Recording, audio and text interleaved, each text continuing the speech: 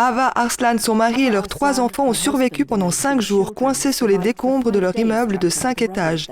Le fait que toute la famille s'en est sortie vivante est une rare histoire de survie dans la ville de Nurdagi, dans le sud de la Turquie, où la plupart des bâtiments se sont effondrés, ou sont voués à la démolition et où les secousses sismiques se font encore sentir.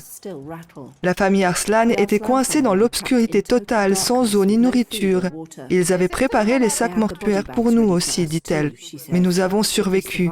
Ils ont perdu leur maison et 36 membres de leur famille, mais Ava est reconnaissante de pouvoir compter sur les autres.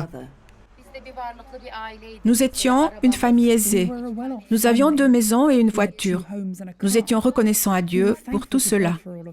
Et nous sommes reconnaissants aujourd'hui, car tous mes enfants sont sains et saufs.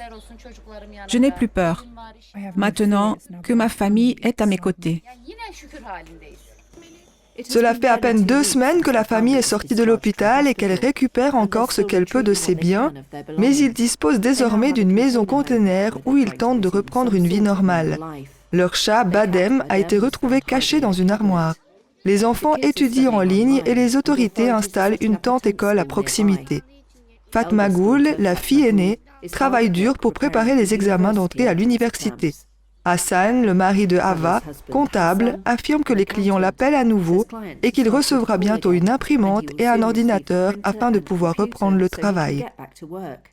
Nous avons appris à être des êtres humains alors que nous étions coincés sous les décombres. Si Dieu nous donne plus de temps à vivre et qu'il y a un autre tremblement de terre quelque part en Turquie, nous sommes prêts à aider de toutes les manières possibles. Si j'ai 2 paires de chaussettes, j'en enverrai une là-bas. Si j'ai 2 pulls, j'en enverrai un là-bas. J'enverrai de l'argent. Nous avons appris à être humains lorsque nous étions dans les décombres, car quelle que soit la personne que nous rencontrons aujourd'hui, les gens touchent notre vie. Tout le monde nous demande si nous avons besoin de quelque chose et si nous avons des problèmes.